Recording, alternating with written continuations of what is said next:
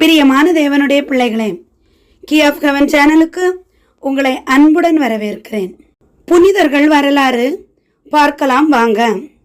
இன்றைய புனிதர் ஆகஸ்ட் மாதம் தேதி 10.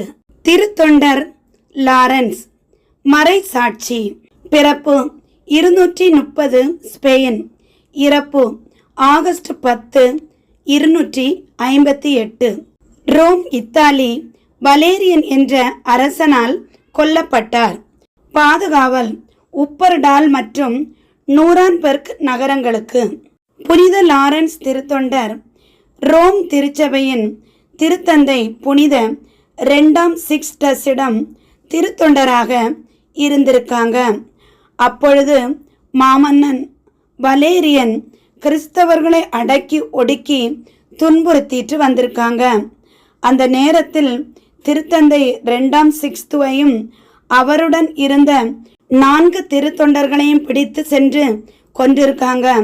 அவர்கள் மரித்த 4ஆம் நாளே லாரன்ஸும் மறை சாட்சியாக எரித்து கொல்லப்பட்டிருக்காங்க.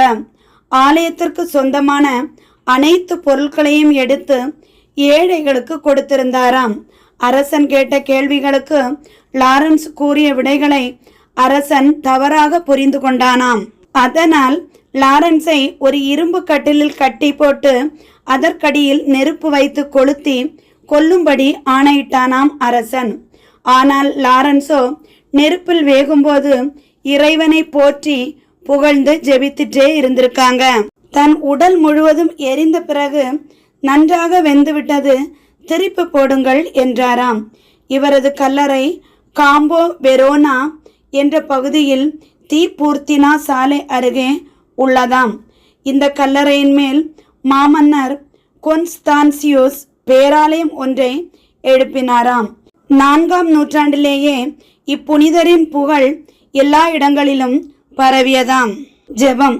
அன்பின் ஊற்றே எம் இறைவா, தனது வாழ்வை மக்களின் பணிக்காகவும் உமது இறையரசின் மேன்மைக்காகவும் தன்னை அர்ப்பணித்து மறை சாட்சியாக மரித்த புனித லாரன்ஸ் திருத்தொண்டரை நினைத்து உமக்கு நாங்கள் நன்றி கூறுகிறோம்.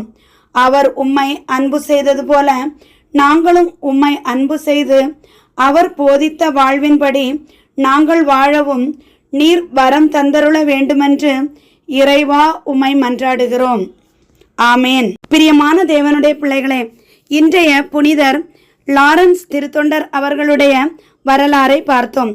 இதுபோன்ற புனிதர்கள் வரலாறு நீங்கள் பார்க்க வேண்டுமென்றால் நம்முடைய சேனலுக்கு சப்ஸ்கிரைப் பண்ணி ஃபாலோ பண்ணுங்க. அப்போதான் நான் அடுத்தடுத்து பதிவிடுகிற பதிவுகள் உங்களை உடனுக்குடன் வந்து சேரும்.